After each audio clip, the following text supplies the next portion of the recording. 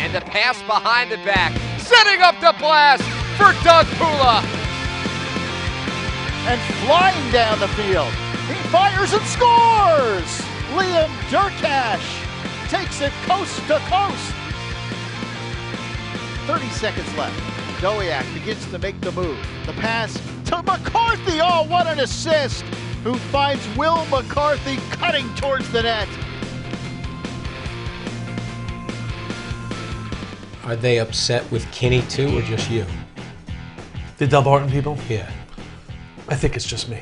Really? Yes. You come on one New Jersey show, right. and you've already alienated Yes. the great people of Delbarton? Yeah, the green waviacs think I am a Crusadiac through and through, Bergen Catholic guy. They said the show last week was about 15 minutes, 14 and a half of Bergen Catholic. See, if that's me then, and if they say that to me and I'm you know who I go search out right away? There's only one person you need to ask that. And whatever he says goes.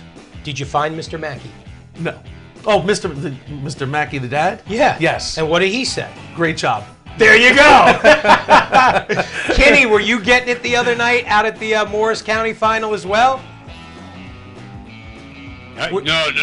They were cool. They were cool to me. Yeah, they were fine. I don't handle criticism well. I like to play it down the middle. You're good with that. I embrace that. But to me, it's if Mackey says everything's cool, then it doesn't matter what anybody says. Mackey is right down the middle. They got one at BC and one at Delbarton. I talked to Hammer yesterday, and I'm already trying That to was get... part of the problem, the hammer on the fence. Oh, really? Yeah. Well, if you tried to get Rubling, he probably wouldn't even do it. Exactly. He's too busy.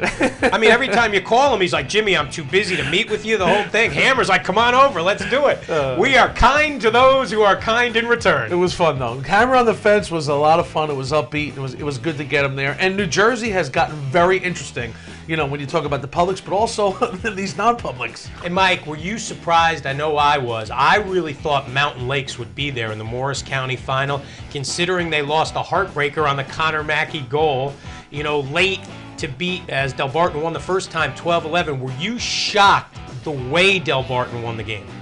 Yes, I was, absolutely. You know, I picked Mountain Lakes to win the game. I really thought that from that tough loss against Delbarton, that they were going to be able to run a little bit again, and I was shocked to see that Delbarton just completely shut them down. You know what? I had a sense early in the game that Mountain Lakes was a little fidgety with the ball. They missed a couple opportunities on fast breaks, and I think when they missed a couple opportunities in the first quarter, and that I think they tightened up even more so, and Delbarton just got tougher and steadier defensively. All right, sit tight, partner. Here are the highlights as Delbarton has now won a 13th and record Morris County title. Yeah, they had combined for 24, 12 each.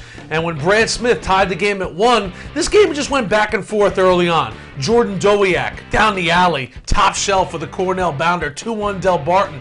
And then Will McCarthy. Watch Will McCarthy here. Lafayette's getting a good one, and McCarthy, sharp angle, and he finds a way. It's 3-1. But Chris Samaro and the Lakers, this would really be the high point for Mountain Lakes. They tie the game at 3, and then all of a sudden, Delbarton played some of that historical Delbarton lacrosse. Just getting guys involved, scoring runs. J.J. McBride, the University of Pennsylvania bound senior, makes it 4-3. Then Will McCarthy. McCarthy had a big night, hat trick, great cut, great recognition. It's 5-3, and then Will McCarthy once again. It went from 3-3 to 10-3 in this game. 7 straight goals, and Delbarton was your Morris County champion. They win it 11-4. It was an emphatic run and really an amazing statement to me from Chuck Rubling after this game.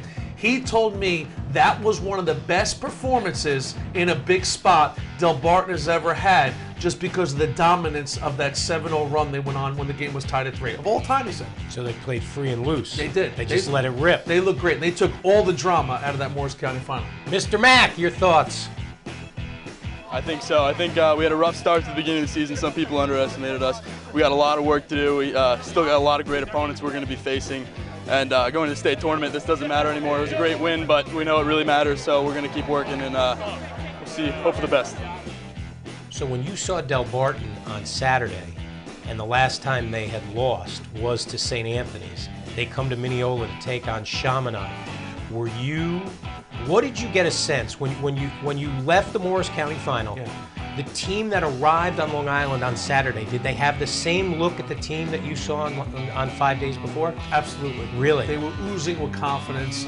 And all I kept thinking was, boy, Bergen Catholic or Seton Hall Prep is going to have to earn it because Del Barton jumped on Chaminade. The same way they finished against Mountain Lakes, they started against Chaminade. Well, a year ago, Del Barton won a thriller late, 6-5. That was on Chaminade's mind. Kinney, sit tight. We're going to ask you about Otterman in just a second. Here we go. Chaminade, Del Barton. Yeah, and here we go. Here's Emmett, the Princeton-bound junior, and right away it's 6-2. It was 4-1 at the half. Now it's 6-2 Del Barton. But then Sean Cerrone, scoreless in the first half, the Villanova-bound senior, does what he does. Starts making big plays. One overhand right, another overhand right. Chaminade has cut the lead. They were down 6-2. It's now 6-5. But you know Del Barton is just going to keep on coming. Dowiak, the Cornell bounder, makes it 7-5. You saw Sean Cerrone score with his right hand. This is what great players do. Now lefty. Sean Cerrone gets the goal. It's a one-goal game. Under a minute, and Chaminade gets the equalizer. Great passing. Jack tied, and James Roberts were tied at 8, so we go to extra lacrosse. And from here, Carney Mann put a lid on it. Chaminade in overtime wins it 9-8. And, listen, give them credit, Chaminade. They score 1 goal in the first half of this game. They score 8 in the second half.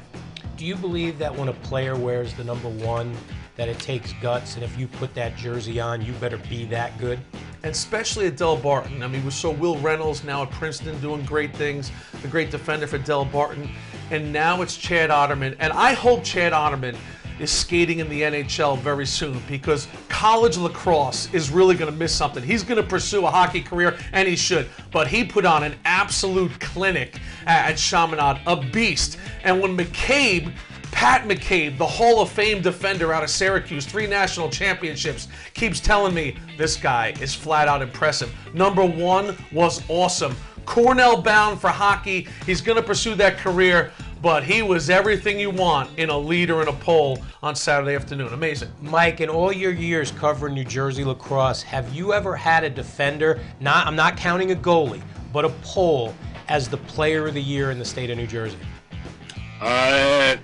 Reed Jackson is the best defenseman that I'd seen, I think, in the state of New Jersey. And he would have been my player of the year if we had a player of the year at that time when he played. We weren't picking players of the year yet, but he was first team All-State 2 years in a row. And he would have been a player of the year, yes. But yeah, Pat Collins was a player of the year from Del Barton for me about 10 years ago, 12 years ago. He was fantastic. I've had a couple. Del Barton's had some special defenders the last couple years, and a couple guys were good enough to be player of the year. Yeah, Pat Collins was exceptional, yeah.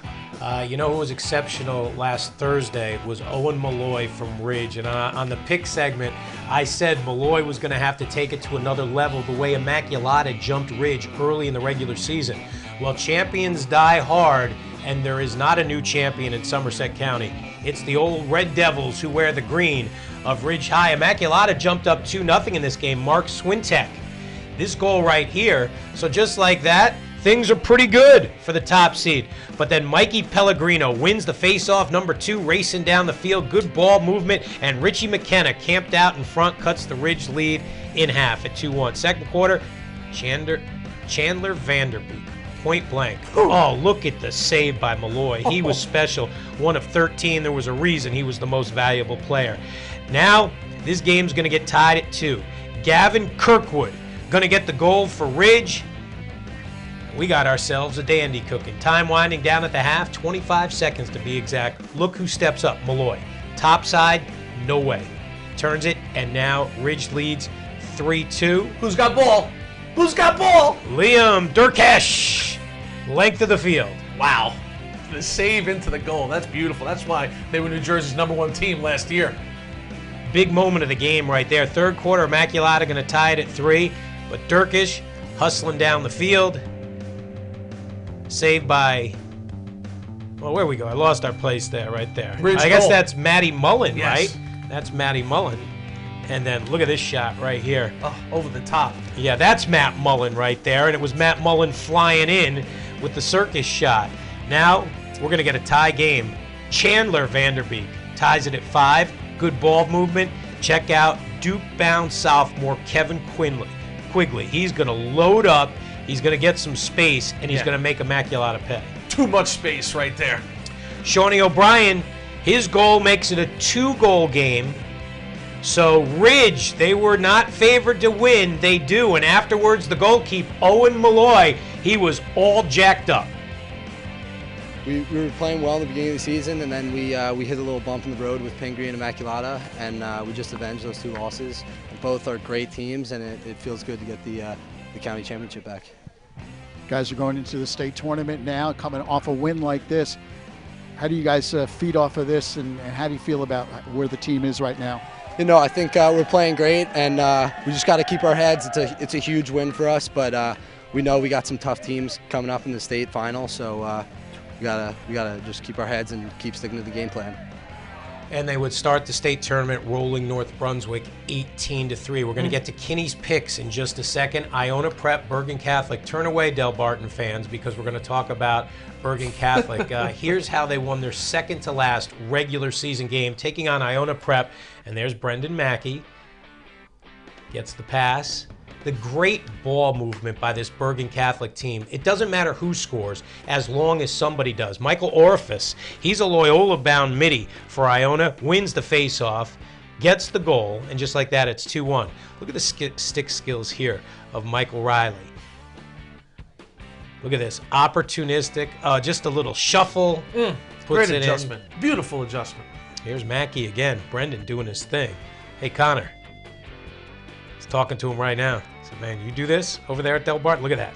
Moving the stick around, getting a goal. He had some fun against the Gales the other day. Now Iona Prep's down 5-3. Johnny Boots going to make this a 1-goal game. Laser. But here comes Tack. Daddy's boy. Matt Hammerly. The Tack Hammer. Look at that. Oh, hammer time. BC up 7-4. Chris Blewett. Now, he's a wonderful, wonderful player. Look at the little deke. Gets the defender to commit and scores. And then here's Haluba. Kurt Haluba. We showed you last week in the Bergen Jamboree final getting a goal. Here's his 6th of the year for the Pole. Hide the wife and kids when he's come down Broadway. And now your play of the game. Oh, man. How to beat a quadruple team. Here's the definition. Okay, so now you get knocked down. You get back up. Head on a swivel. Oh, that's right. I know where Doug Pula is. And Pula takes the Hewlett Blewett pass and gets the goal. And Chris, it's now it's all for real. Great regular season. I mean, I can't think of a better way to enter the playoffs. You know, being 15-0, this team's got a load of confidence. You know, we're ready to take on any team coming forward, and we just can't be more excited to get out to the state playoffs. You know, it's what we've been working for ever since that heartbreaking loss to Don Bosco in the semifinals last year, and we just can't wait to get back. And they finished the regular season perfect. Always bringing up the Bosco losses, the Bergen guys, man. When they'd get by Ramapo. Okay, Mike, we have 90 seconds. Let's rip through it. Who's going to get to non-public A? Who's getting to the championship? Non-public A is going to be Dale Barton and Bergen Catholic. And who wins it? Bergen Catholic takes the title, first title for the Crusaders. Okay, non-public B, you're having Pingree and Immaculata in the championship. Who wins it? Pingree and Immaculata. Immaculata beat Pingree already this season. I think Immaculata, they're destined to win the championship. Group 4, public. Ridge Lenape, you're getting them to the championship. Yeah, Lenape's going to have a tough time getting through Cherokee. They lost twice, but they'll beat them. Ridge is playing prime lacrosse right now, like they did last year at this time. Ridge defends Group 4. Group 3, Ridgewood, Shawnee get to the championship. Who wins it? They get the championship again. That was last year's game. Shawnee played well, lost only by 4 goals to Ridgewood. Ridgewood, this is their time of year. Shawnee, it's going to be a tough game, and you know what? I almost picked Shawnee, but Ridgewood will take it. All right, we got 20 seconds. Group 2, Summit, Somerville get there. Who wins it? Summit is on fire right now. Their defense, Somerville will have a tough time beating them. Scoring against them, Summit wins. Mountain Lakes, Rumson get to the championship. 10 seconds. Who wins it? Excellent game. Lakers take the title. That was a great game last year. Live chat with Kinney. Do it again. You were great last week on the live chat, Spuddy. It was terrific. We'll see you, everybody. Take it easy. Thanks.